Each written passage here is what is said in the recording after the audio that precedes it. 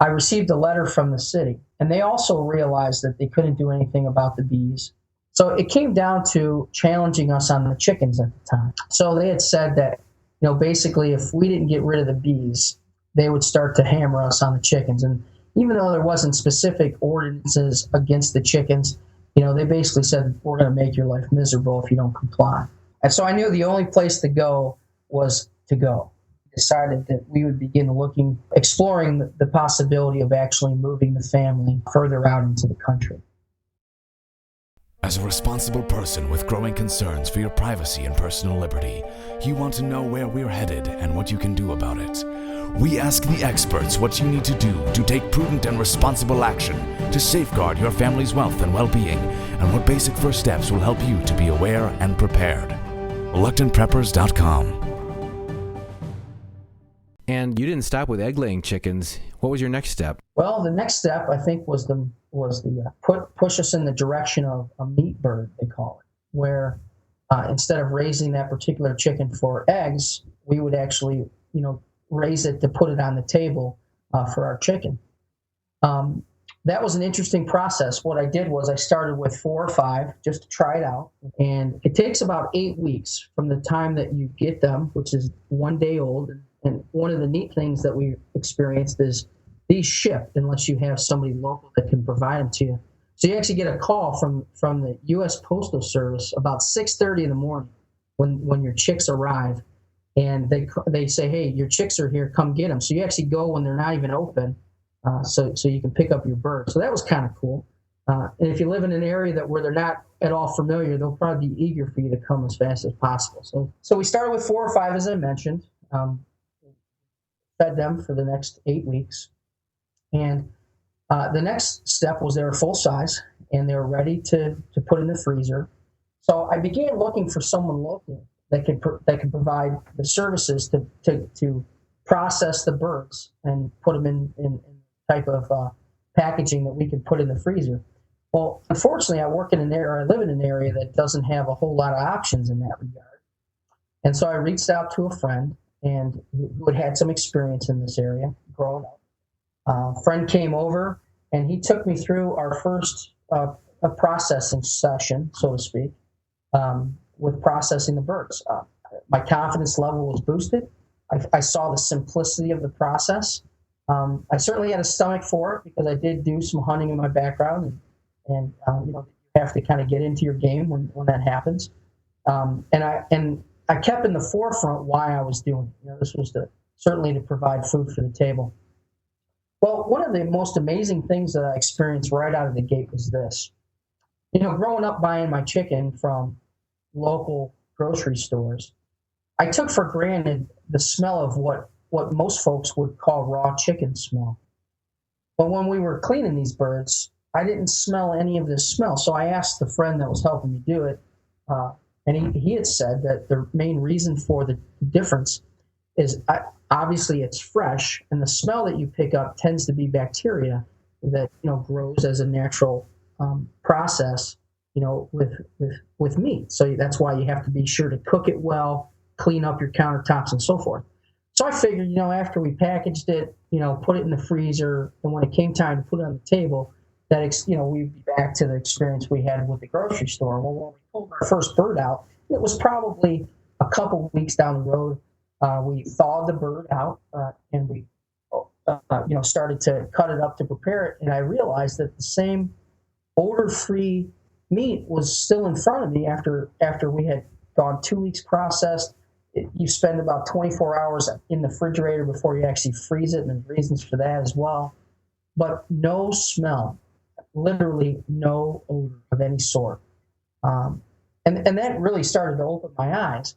Well, I don't know if you want me to get into this now, but there's certainly more reasons that folks probably should know about on why this tends to happen to us at the grocery store.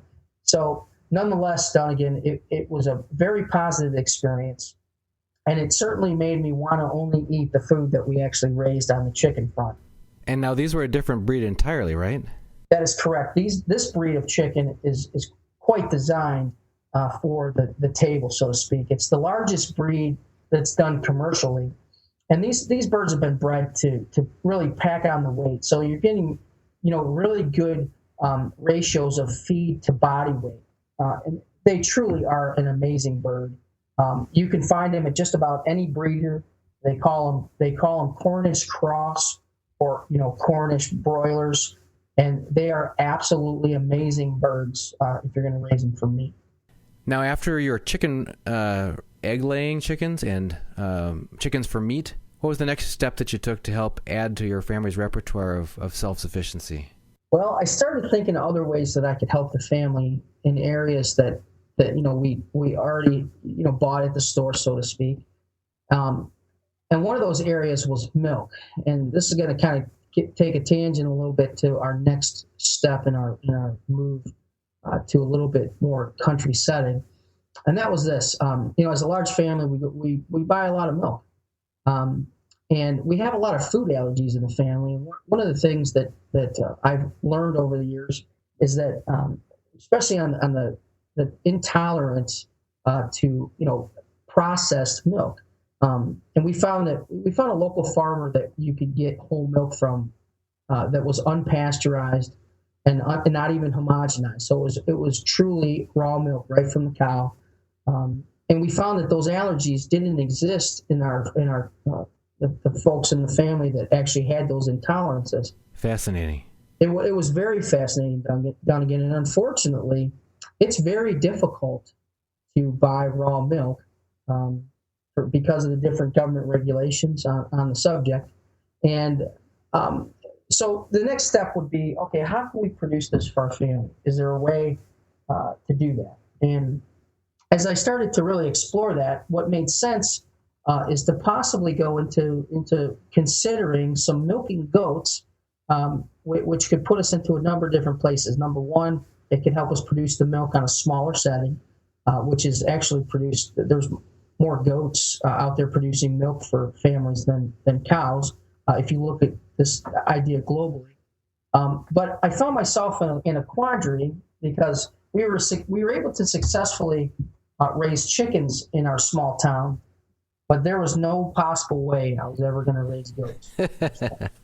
It was. I think the neighbors tolerated it, certainly because there was no roosters for one, and they're fairly quiet otherwise. And then, of course, we gave away eggs, which no one ever told me no. So that was great. So it really got me thinking that the current area that we live and the impulses that we were experiencing and the real drive towards taking this even further and the success that we had in the chicken arena really planted a seed in me to say, maybe we need to continue moving out a little further, that we can explore these areas and begin going down the path to be as sufficient as possible. And certainly that was the next move to an area that we could do that. So then in the meantime, I saw an ad in the local paper for a local gathering that happened once a month, and it was a beekeeping group. Well, that got me intrigued because, for a number of different reasons, we know the value of the honeybee, and we certainly as a family use tons of honey on just about everything, from baking to our tea that we would have from time to time. So I went to this first meeting, and I saw that there were quite a few folks in the town that I lived that were keeping bees. So I was very intrigued, and I happened to hook up with the president of the association, who was a local farmer, and he kind of took me under my wing and pointed me in the right direction. And I actually started my hand as a beekeeper, very small scale, of course. Got my first couple colonies of bees, and for those that see hives out there as they travel the country, each box that you see out there is a colony of bees. So that's a independent unit, each of them, and they all each have their own community of bees internally, and they're all of course focused on reproduction and honey production. So then I was able to do that in that small town setting. So it kind of pacified me for a few, with something else that I was able to produce for my family. And that was we had a very successful season that first year. We pulled off about 3.5 gallons of honey. So for the second time, I experienced with my children the entire process. Everything from inspecting the bees, at least for those that in my family that had the nerve to do it with dad. And then after that, going through the entire process of extracting the excess honey from the hive. And I focus on that because the bees they produce this so they can winter over. So you leave enough, actually more than they would need for the winter. And then, you're blessed with the excess. And so we went through that whole process of extraction, and it was a wonderful experience done again on many fronts. And, so far for our first winter, we just finished our first winter. It lasted us almost until the end, even though we were able to give away some to friends and family. And is there a specific variety of bees that you ended up selecting for your hives? Well, I had to go with what was local, and I figured that as most things, you're better off with whatever it is you're doing, whether it be local plants or animals, finding those that are local so that they're used to the season changes in the weather. So as part of our small group that met locally once a month, a number of the folks out there offered excess packages of bees to help you get started. And what most use, even around the country, from what I've been able to understand, are the Italian honeybee, which is a very common honeybee. The Russian honeybee is making some inroads in the United States, which is another robust honeybee. And I found also, Dunnigan, that the local authorities most have some kind of bee inspector locally. Many cities and towns around the country are very open to the honeybee for many different reasons. The value, certainly, with gardening and trees and shrubs and all the things that use pollination to continue their existence, and the shortage of the bee due to a number of different reasons. So many are open. Even New York City recently changed its laws to allow for the honeybee. So many of the buildings downtown have those colonies of bees up on top. So it's really a neat way to both help the local environment, help your garden.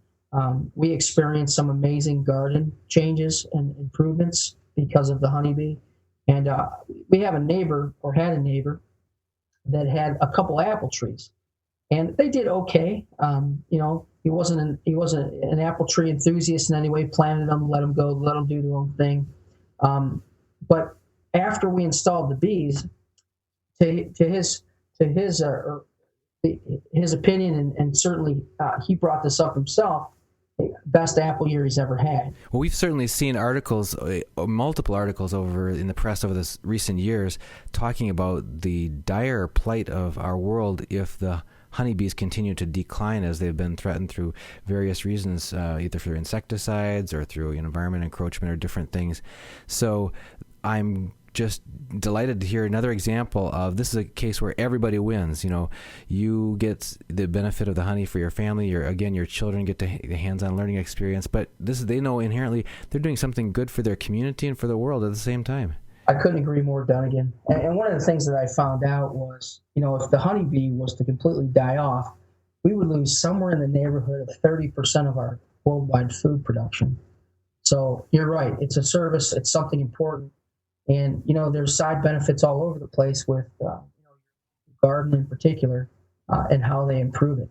So it's quite amazing. Most of the information that you got, it sounds like, came from your local Beekeepers Association. Were there any either books or online sources that you used to supplement that people could reach out to? Well, you don't have to go far to learn about these type of things. The internet, as you know, is just an amazing resource. And there's a lot of YouTube information that makes it even more practical in my mind. I like to see things and touch them. But if somebody can actually show me versus reading it, I learn more from those videos. There's a local YouTube channel called the Fat Bee Man. At first I thought maybe it was just a joke, but here's a gentleman that is like a lot of folks in the rural setting that I found.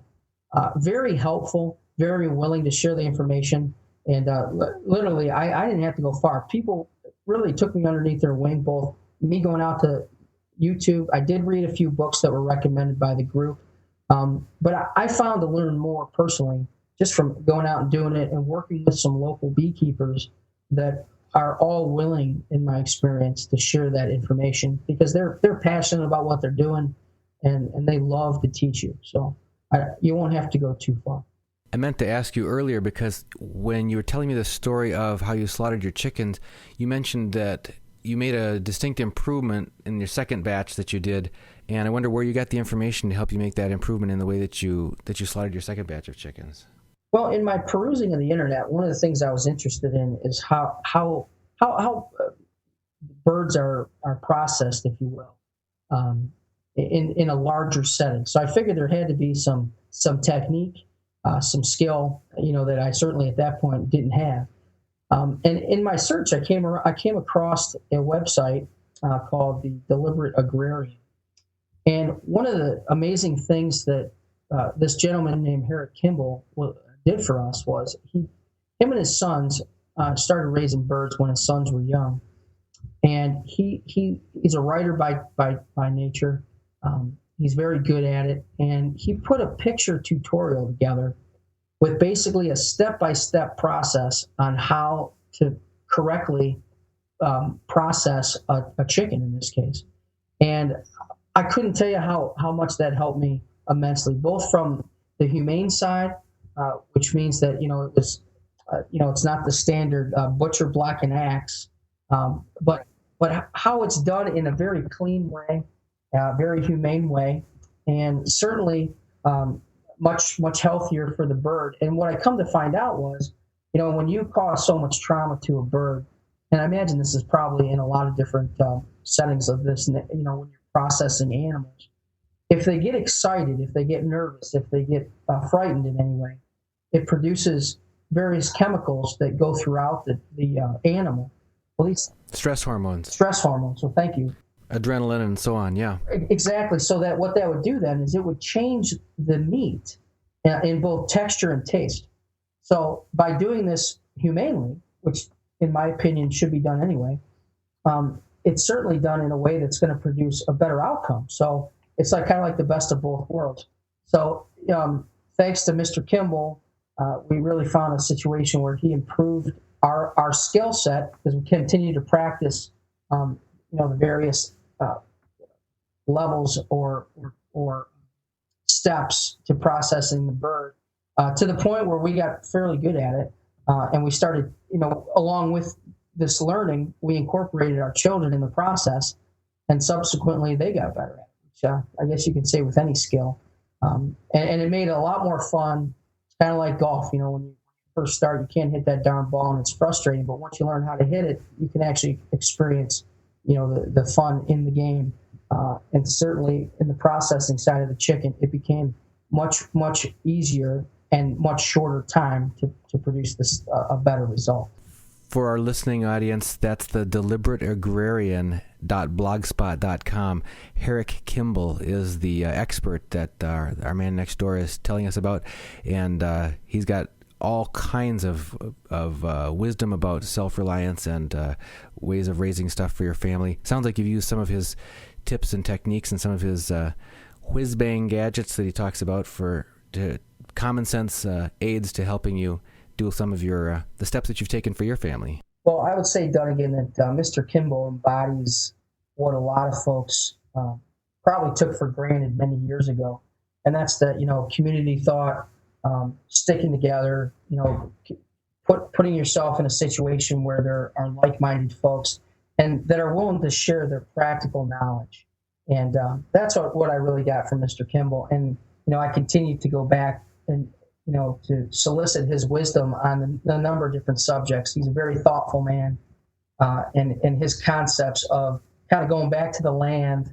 and preparing things for you and your family not only makes sense, can save you some money, but produce both a healthier result and certainly your ability to provide for yourself, whether or not times become dire or not. Well, so you had led your family to a smaller community.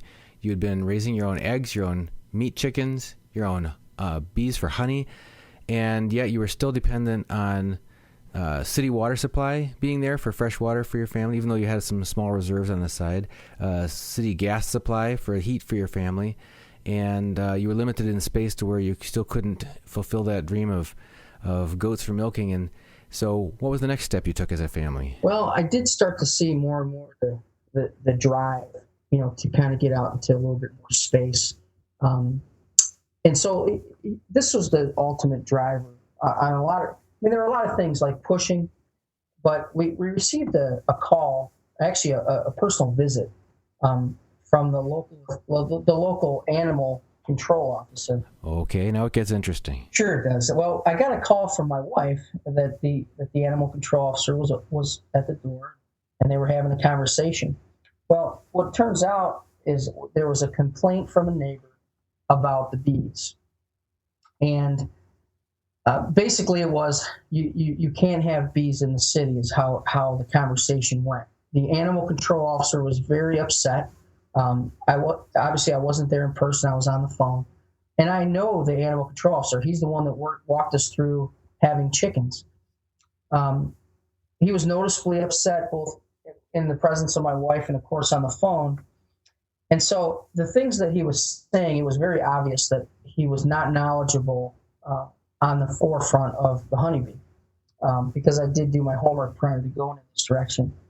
Well, ultimately, in the end, what ended up happening was I received a letter from the city, and they also realized that they couldn't do anything about the bees, although it wasn't a positive thing to have complaints in the neighborhood, but the city's perspective on that is that there are complaints, so they do have to follow up.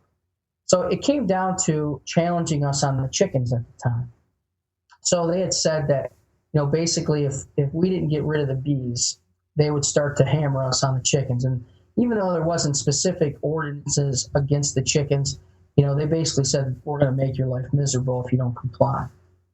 So, at first it was a very emotional moment. I didn't like the fact that here's a city official basically saying if you don't comply, this is going to be difficult for you. And so I knew the only place to go was to go. And at this point in time, my wife and I had a conversation, and we decided that we would begin exploring the possibility of actually moving the family further out into the country. This story comes as particularly poignant at this time when we've been hearing so much in the news about ranchers in Nevada having to assert themselves for the rights to live their traditional ranching lifestyle that they lived for 100 years there in the face of government policy, that sort of thing. And here you were experiencing some real intimidating pressure on a very personal scale in your own home, your own domestic castle. Yeah, it was quite unnerving, and I certainly took it very seriously, because certainly if I'm on their radar for that, who knows where else they can go. And unfortunately, when you live in a town, on one level, you want to be a law-abiding citizen. You don't want to give anybody any trouble. I certainly didn't want to be difficult with any of my neighbors, and we had some very awesome neighbors. But the fact that I had no control over this and they could hang this over my head was just unnerving and, in my mind, unacceptable. So what was your next action step? Well, once we decided that this was definitely the move we were going to take, we began looking for property. So what my wife and I did is we made a list of all the things that we knew we had to have in a property to allow us the type of things that we were starting to drive towards. Things like it would have to be agricultural. So it would have to be outside the city limits into either a township or a country road, or county road, I should say. And then the various things that we struggled with during Y2K, and one of those was a water source.